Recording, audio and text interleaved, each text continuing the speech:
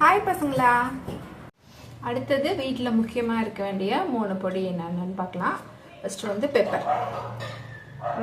மிளகை வந்து நம்ம வந்து பெப்பர் கிரைண்டர் கிடைக்குது. அதில் அப்பப்போ ஃப்ரெஷ்ஷாக நீங்கள் அரைச்சி போட்டிங்கன்னா ஸ்மெல்லுலேருந்து எல்லாமே நல்லாயிருக்கும். அப்படி இல்லைனாக்கா நீங்கள் அந்த இடிக்கல் வச்சு நீங்கள் க்ரஷ் பண்ணி கூட நீங்கள் அப்பப்போ யூஸ் பண்ணிக்கலாம்.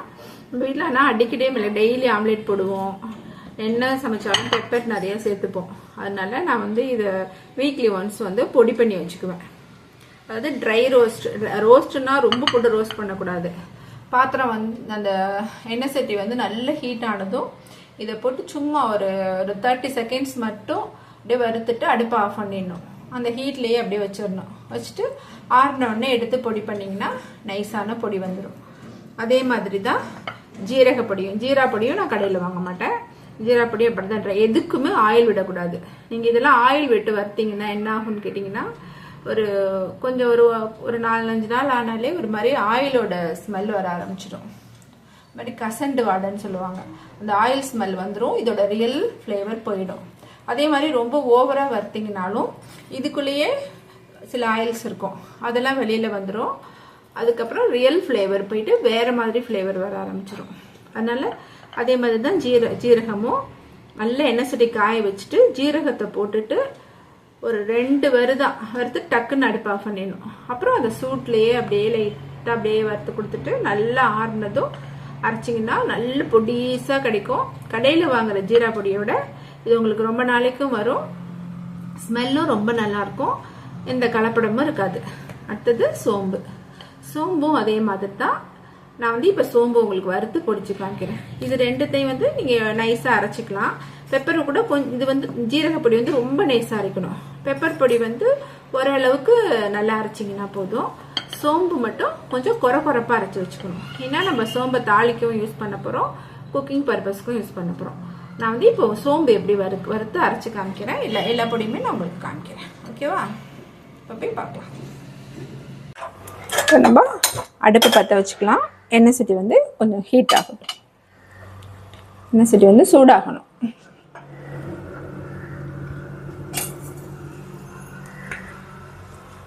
சூடாயிடுச்சு. இப்போ வந்து நம்ம சோம்பு போடுறோம்.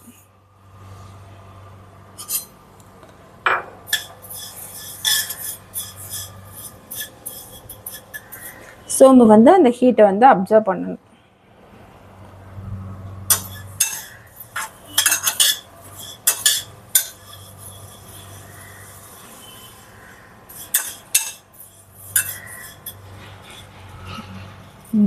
சோடு ஏறலை.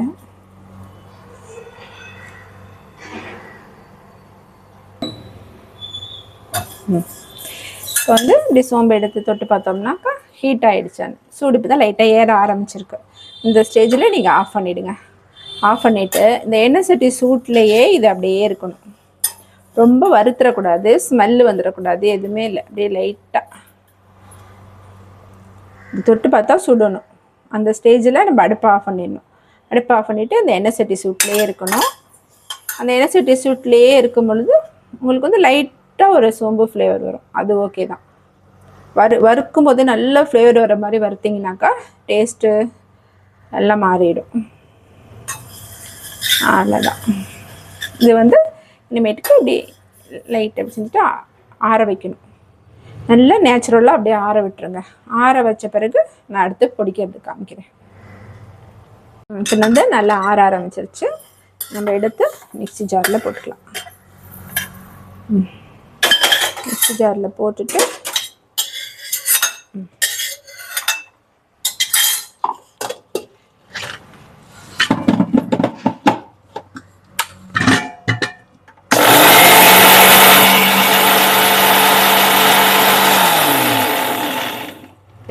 எவ்வளோ அரைச்சிருக்குன்னு பார்க்கலாம்.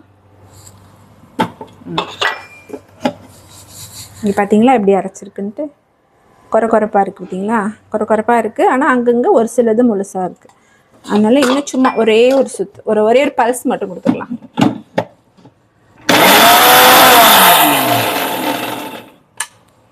அவ்வளோதான்.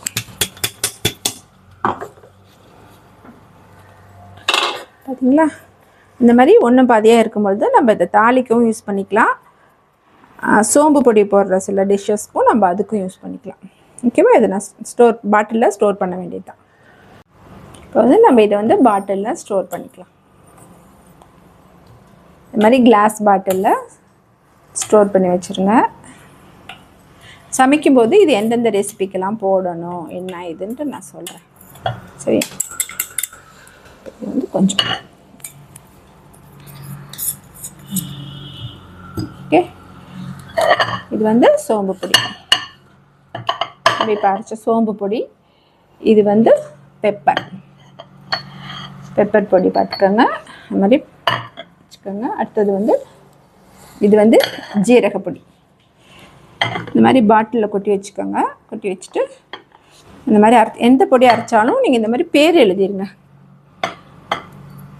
ஏன்னாக்கா இதெல்லாம் எப்படி செய்யறதுன்னு நான் சொல்லித்தரேன். எப்படி ஸ்டிக்கர் ஒட்டுறது. நம்ம சும்மா சாதாரண பேப்பரில் இருந்து இந்த மாதிரி எழுதிட்டு வச்சுட்டு இது மேலே செல்லோடேப் போட்டிட்டிங்கன்னா கூட போதும், வந்து நீட்டாக தெரிஞ்சிடும். ஏன்னா எந்த பொடி ஏதுன்னு சொல்லிட்டு நம்மளுக்கு திடீர்னு கன்ஃபியூஸ் ஆயிரும். அதனால் இந்த மாதிரி எழுதி வச்சுக்கிறது நல்லது. அதுதான் நம்ம 3 பொடி பார்த்தாச்சு இன்றைக்கி. ஓகே. இப்போ வந்து பாட்டிலில் ஸ்டிக்கர் ஒட்டுறதும் எப்படின்னு பார்த்துருங்க. ஏன்னா ரெடிமேடாகவே அமேசானில் ஸ்டிக்கர்லாம் விற்கிது, அதை வாங்கியும் ஒட்டலாம். ஆனால் குட்டி பாட்டிலுக்கெலாம் அது கொஞ்சம் பெரிய சைஸாக இருக்கும். நான் எப்போ என்ன பண்ணுவேன்னாக்கா இந்த மாதிரி ஒரு பேப்பர் எடுத்துக்குவேன், எண்ணெய் பொடி அப்படின்னு எழுதுறதுக்கு. இப்போ வந்து பெப்பரும் சோம்பு 2 தூளும் நான் இப்போ வந்து இந்த மாதிரி பேப்பரில் எழுதிக்கிட்டு இதை வந்து இப்படி கட் பண்ணிக்க வேண்டியதுதான். கட் பண்ணிவிட்டு இந்த பெப்பர் இருக்குது பார்த்தீங்களா, இந்த மாதிரி ஸ்டிக்கர் எடுத்துக்கோங்க. ஸ்டிக்கரில் வந்து நம்ம வந்து இப்படி ஒட்டிடணும்.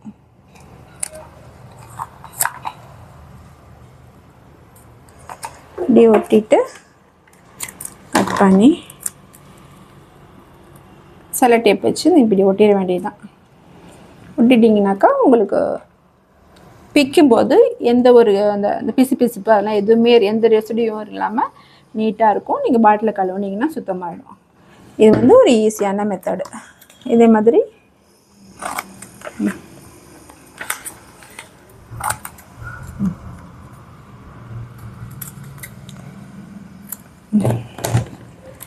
குட்டியாக வேணாலும் நம்ம என்ன சைஸ்க்கு வேணாலும் ஒட்டிக்கலாம். இப்படி இருக்குல்ல, ஒன்றும் இல்லை, செல்லோ டேப் இப்படி இழுத்துட்டு அதில் வந்து இதை இப்படி ஒட்டி விட்ருங்க. ஒட்டி விட்டுட்டு அப்படி கட் பண்ணிவிட்டு, ஆக்சுவலி சோம்புக்கெல்லாம் ஒட்ட வேணாம், தெரியும் பார்த்தாலே, அவ்வளோதான். சோம்பு இல்லைன்னா ஃபெனல் அப்படின்னு ஒட்டிக்கலாம், எப்படி வேணாலும் ஒட்டிக்கோங்க. அவ்வளோதான், ஸ்டிக்கர் ஒட்டுறதும் பார்த்தாச்சு. Okay, thank you.